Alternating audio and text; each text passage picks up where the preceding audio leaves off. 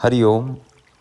प्रारंभ की जो साधना होती है या कोई भी तपस्या या साधना या योग अभ्यास या संयम का जीवन व्यतीत करने के लिए कहाँ से प्रारंभ करना होता है, ये हमेशा से एक सवाल रहता है साधकों का।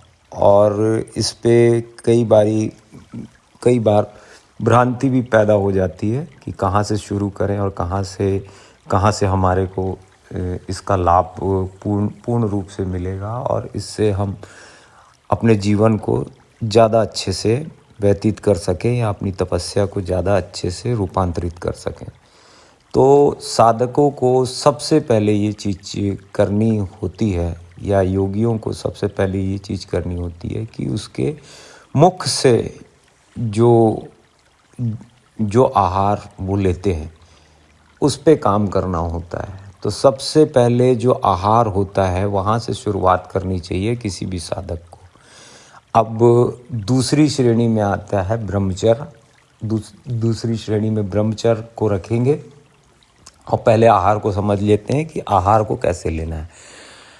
आहार उन चीज़ों का लेंगे जो चीज़ें आपके शरीर में जल्द से जल्द पच जाए और अपना पूरा रस देते हुए बाहर निकल जाए। ये खाने की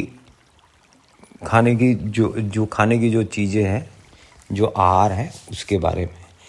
अब खाने का जो समय होता है वो होता है कि आपको भोजन को सूर्य उदय से लेके सूर्य अस्त तक खा लेना है। जो भी उस समय तक आपका आहार पूरा हो जाना चाहिए। और मैं तो ये कहता हूँ कि आप 3 बजे तक जो भी खाना है आप खा लीजिए और जितने भी हैवी चीज़ें हैं वो आप अपने नाश्ते में लीजिए या दोपहर के भोजन में लीजिए। उसके बाद कम करते हुए धीरे धीरे आगे बढ़ना चाहिए साधक को।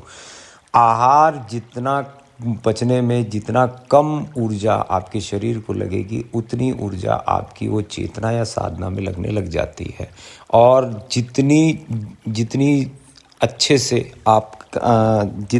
आपका कम भोजन पचता है उतने अच्छे से आपका भरपेट भोजन नहीं पचता है। मनुष्य शरीर में उसको भोजन की विधि ये बताई गई है कि आपको भूख रख के भोजन करना चाहिए। और भूख रख के जो आदमी भोजन करता है उस आदमी के अंदर में ऊर्जा शेष हो जाती है। और जैसे जैसे वो तपस्या या आप सिद्धियों को करता जाता है वैसे वैसे उसको शक्ति का अनुभव होता जाता है। और शक्ति का जैसे अनुभव होता है वैसे ही जो सामान्य श्रेणी का जो व्यक्ति है या सामान्य आदमी जो है वो काम के प्रति आगे नहीं आता, करने के लिए वो पीछे हटता है। लेकिन अगर कोई तपस्वी या संयम से भोजन करने वाला जो व्यक्ति होता है वो काम को ढूंढता है कि ये भी बता दो, ये भी कर लेता हूँ, वो भी कर लेता हूँ। ये शक्ति बढ़ने लगती है उसके शरीर के अंदर में और वो शक्ति के साथ में ही जीना शुरू कर देता है। इतनी ज़्यादा शक्ति उसके शरीर के अंदर में बनने लग जाती है। आपको जो आहार मिल रहा है उसको सबसे पहले चेतनावान हो के आप देखिए कि जो आपने किया है, जो आपने खाया है, वो आपके पूरे शरीर से अपने तत्वों को दे के वो बाहर की ओर निकल गया है कि नहीं, त्याग की ओर निकल गया है कि नहीं निकल गया है।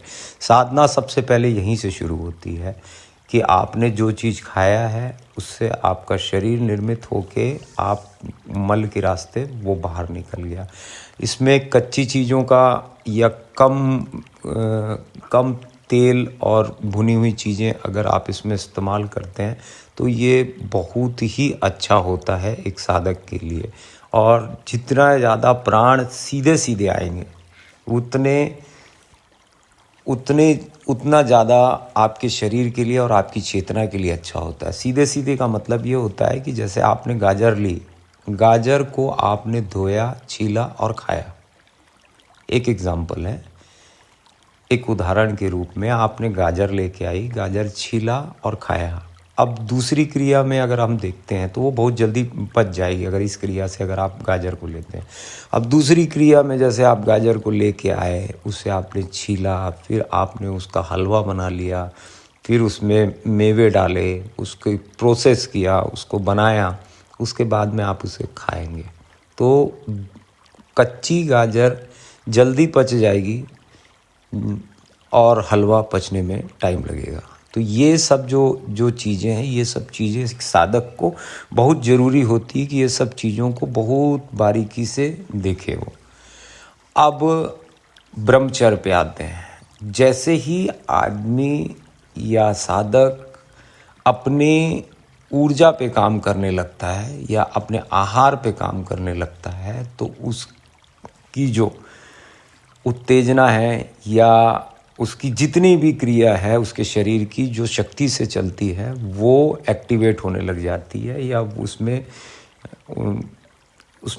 बहुत ज़्यादा प्रबल बल आने लगता है। तो आपको उसको रूपांतरित करने के लिए अपनी शक्तियों को पहले दैनिक दिनचर्या में बदलना होगा। दैनिक दिनचर्या मतलब आपको जैसे शक्ति मिली तो आपका एक टाइम होना चाहिए सुबेरे उठने का, खाने का, नहाने का, पूजा पाठ का, ध्यान का, साधना का। ये सब समय अगर आपने प्रकृति के अनुकूल किया है तो इसमें जो उत्तेजना होती है, जो ब्रह्मचर्य में सबसे ज़्यादा ज़रूरी माना गया है जिस चीज़ को, जिसकी सुरक्षा को, वो 50% उसका काम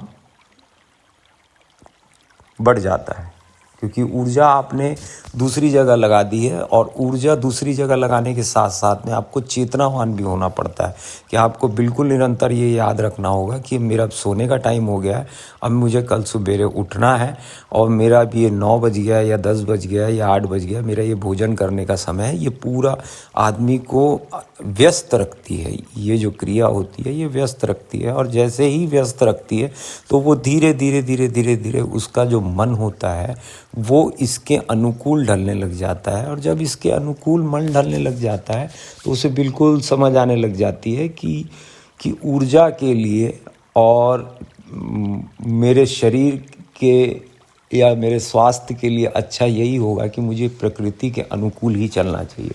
तो उसके बाद जो शेष ऊर्जा जो बच जाती है वो बस उसी को आपको संभालना होता है या उसी को आपको समझना होता है। तो वो ऊर्जा आप अपने अगर ध्यान में या योग अभ्यास में या साधना में अगर आप लगाएंगे तो ये बहुत अच्छी तरीके से मैनेज हो जाती है। आप सीधा अगर यौवन सुरक्षा पे जाते हैं या आप सीधा इन सब चीज़ों को ना करते हुए सीधा आप ब्रह्मचर्य का पालन करने के लिए जाते हैं तो सिर्फ दमन होगा और कुछ नहीं होगा, क्योंकि आपने उसको तो रोक लिया लेकिन आपकी जो वो ऊर्जा थी जिस आहार से बन रही थी या जिस क्रिया से बन रही थी और जो उसके क्रम थे जहाँ से बनते हुए आया, आपने वो क्रिया को समझा ही नहीं। और उन सब चीज़ों को ना समझते हुए आप सीधा आप इसका अभ्यास कर रहे हैं, ब्रह्मचर्य का अभ्यास कर रहे हैं, तो सिर्फ दमन होगा और किसी भी चीज़ की प्राप्ति मेरे हिसाब से तो नहीं होने वाली आपको।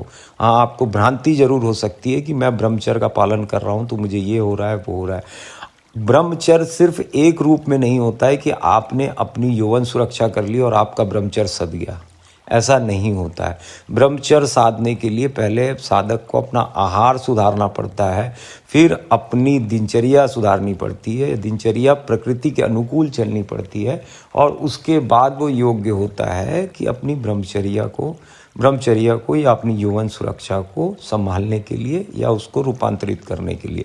जैसे जैसे साधक इन सब चीज़ों पे काम करने लगता है, जैसे इन सब चीज़ों पे वो काम करने लगता है तो वो उस पे जो स्थिरता निर्मित होती है, स्थिरता इस भांति निर्मित होती है कि वो उसको फिर कोई भी चीज़ नहीं डगमगा सकती। जितनी भी आपके अंदर में जो चीज़ें उठ रही हैं आपके शरीर के अंदर में, चाहे वो उत्तेजना हो, चाहे वो मोह हो, माया हो, कोई भी चीज़ उठ रही है वो आपके शरीर के अंदर उठ रही है। अगर आपने शुद्धि अपनी शरीर की करनी शुरू कर दी और अपने आहार को एकदम संयमित रूप से अब आपने लेना शुरू कर दिया, आप बिल्कुल ये पाएंगे कि आपकी जो तपस्या है या आपका जो जीवन है स्वास्थ्य की तरफ और चेतना की तरफ तत्पर होने लग जाएगा। स्वास्थ्य ऐसा होगा आपका कि उसे फिर कोई नहीं हिला पाएगा। इसीलिए जो पुराने योगी हुआ करते थे, देखना वो वस्त्र नहीं होते थे उनके पास में, वो हिमालय में रहते थे और उनको खाना मिलता था तब भी ठीक है, खाना नहीं मिलता था, भोजन उनको मिलता था तब भी ठीक रहता था, भोजन नहीं मिलता था तब भी ठीक रहता था। वो अपनी आहार की जैसे प्राप्ति होती थी उनको, जैसे ही उनको भोजन की जितनी प्राप्ति होती थी उसके अनुकूल अपने आगे का जीवन वो निर्मित करते थे या आगे का जीवन वो समझ के चलते थे। कि वो योग में सबसे पहले जो भी बात बताई जाती है वो इसी चीज़ के ऊपर में ज़्यादा जोर दिया जाता है। लेकिन जो साधक होते हैं आजकल, या आजकल का जो ट्रेंड चल रहा है, वो आसन पे ज़्यादा जोर देते हैं, या कोई भी साधना करने के लिए जाते हैं तो साधना में जल्दी बैठने का उनको जल्दी पड़ी रहती है कि साधना में हम ध्यान में सीधा बैठ जाएं, ये बैठ जाएं, वो बैठ जाएं। नहीं, जब तक साधक अपने आहार को ठीक नहीं करेगा, और आहार के बाद अपनी दिनचर्या को ठीक नहीं करेगा, जब तक उसका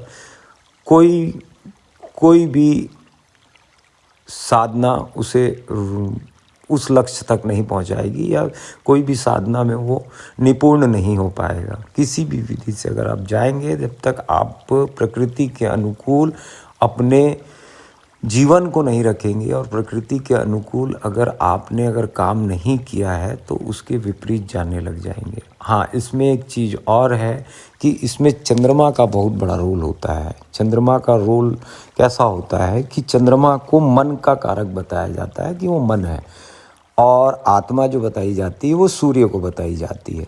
अब मैं इसमें ग्रहों में नहीं जा रहा हूँ, ये जिस हिसाब से हमारे को बताया गया है, हमारे गुरुओं ने जिस हिसाब से बताया गया है, मैं उनके अनुकूल बता रहा हूँ। मैं एस्ट्रोलॉजी के अनुकूल नहीं बता रहा हूँ, मैं योग और अष्टांग के दृष्टिकोण से बता रहा हूँ। तो जो मन का जो कारक होता है, अगर आपने जैसे ही सूर्य उदय हुआ, आपने अपनी पूरी दिनचर्या करते करते आप आए, और जैसे ही रात्रि का समय होने लग गया, रात्रि जिस समय आप कोई साधक अगर वो ज़्यादा से ज़्यादा अगर वो रात्रि पे जागने लग गया, या मतलब उसने नींद को थोड़ा सा दूर ले गया, मतलब जैसे 8 बजे सोना चाहिए तो वो 9 बजे सो रहे हैं या 10 बजे सो रहे हैं, वैसे वैसे उसके चित्त में, उसके मन में और उसकी कामनाओं में एक भ्रांति पैदा होती है। एक मन जो होता है वो आत्मा के अनुकूल चलता है पहले, उसके बाद फिर अगर आपने चंद्रमा के टाइम पे अगर आपने नींद अगर नहीं ले रहे हैं या आपने आराम नहीं किया, तो आपका जो मन है वो इतना प्रबल हो जाएगा कि आपको आत्मा का तो पता ही नहीं चलेगा। आज के दिन हमारे जितने भी कार्य होते हैं वो निर्धारित करेंगे हमारा कल। तो अगर आपने आज ही बिगाड़ लिया है तो आपका कल तो बिगड़ा ही हुआ है। फिर ऐसा ही है कि अगर आपने रात्रि का अगर भोजन अगर आपने त्यागा है और आपने रात्रि जागना बंद किया, आपको प्रबलता मिलते जाएगी चेतना को बढ़ाने के लिए, क्योंकि आप चेतना सूर्य को मान रहे हैं और मन जो है वो चंद्रमा को मान रहे हैं।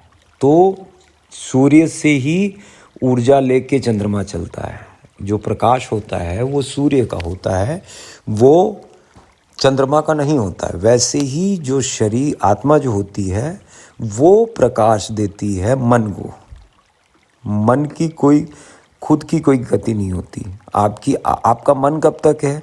जब तक आपकी आत्मा आपके शरीर में है, जब तक आपके प्राण आपके शरीर में है, जब तक वो मन है, और जब तक आपके प्राण आपके शरीर में कार्यबद्ध है, जब तक आप जीवित हैं। और जीवन के साथ में ही मन लगा हुआ है। मन कोई मृत्यु के बाद होने वाली तो घटना है नहीं। तो इसीलिए क्या होता है कि चंद्रमा में आपको सीधा सीधा समझना है कि मैंने जो मेरा टाइम था, सिर्फ सोने का टाइम आप याद रखिएगा कि 8 बजे मुझे सो जाना है या 9 बजे मुझे सो जाना है, और शाम के सूर्य अस्त के बाद में मुझे भोजन नहीं करना है। उसके बाद जैसे ही साधक इन सब चीज़ों को देखने लग जाता है कि मैंने इतना समय मैंने क्या किया, या इतने समय तक मैं जाग के क्या कर रहा हूँ, मुझे क्या हासिल हुआ है, क्या नहीं हुआ, वैसे वैसे उसको ये चीज़ समझ आने लग जाती है कि ये सिर्फ भ्रांति जो पैदा हो रही है वो इसी क्रिया की वजह से है। आपको अगर रात के पढ़ने की अगर आदत है या कोई भी काम करने की आदत है, भाई आप सुबेरे उठ के करिए। देखिए ना, आप 3 बजे उठ जाइए, आप इधर से कम कर दिए, आप 6 बजे सो जाइए, आप उधर 2 बजे उठ जाइए, 2:30 बजे उठ जाइए, आप उधर बढ़ के आप उधर करके देखिए, तो आपको ये चीज़ समझ आने लगेगी। ये इन सब चीज़ों का हमारे जीवन में बहुत बड़ा रोल है, और हमारे जब जीवन और शरीर में रोल है, ये प्रभाव डालते हैं, तो हमारी तपस्या और साधना में तो बिल्कुल ही प्रभाव डालेंगे।